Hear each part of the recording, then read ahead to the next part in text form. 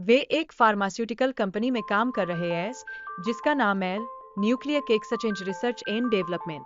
उनका काम हंसी मजाक नहीं है, बल्कि उनका मुख्य लक्ष्य नई दवाओं का निर्माण करना है। जब उन्होंने अपने नए प्रजाति के जानवरों को एक साथ लाया, तो यह साबित हुआ कि उनका प्रयोग सफल रहा। इससे उन्हें नई तकनीकों के विकास का एक नया मौका मिला और यह वाकई में काफी रोमांचक था।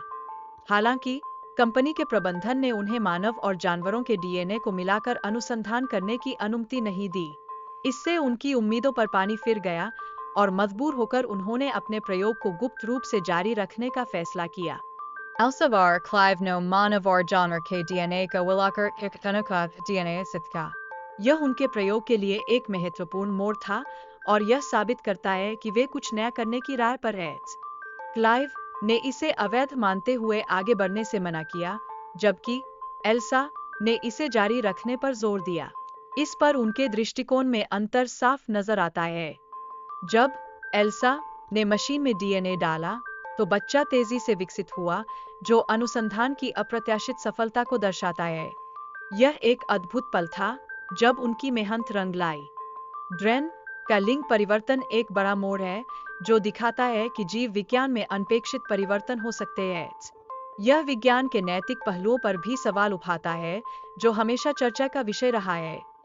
ड्रेन का जंगल में भाग जाना और उसके बाद का व्यवहार यह दर्शाता है कि वह अपनी इच्छा और स्वतंत्रता की खोज में है। इस यात्रा ने उसके विकास को नई दिशा दी।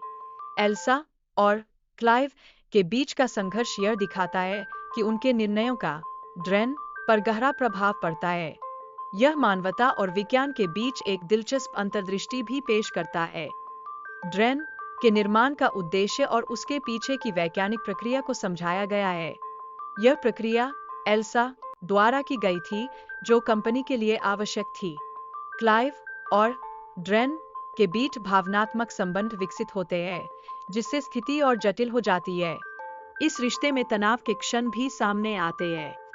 एल्सा और क्लाइव दोनों अपने द्वारा बनाए गए प्राणी के प्रति पछताते हैं, जो उनके लिए एक महत्वपूर्ण मोड़ है।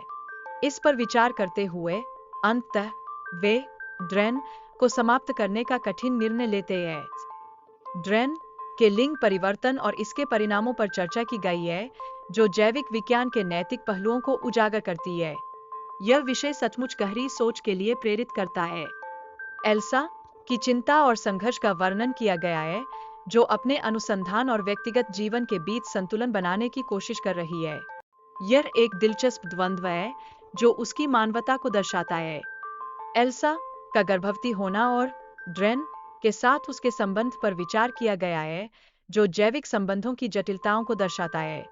यह घटनाएं उसके जीवन में नई चुनौतियों को जन्म देती है।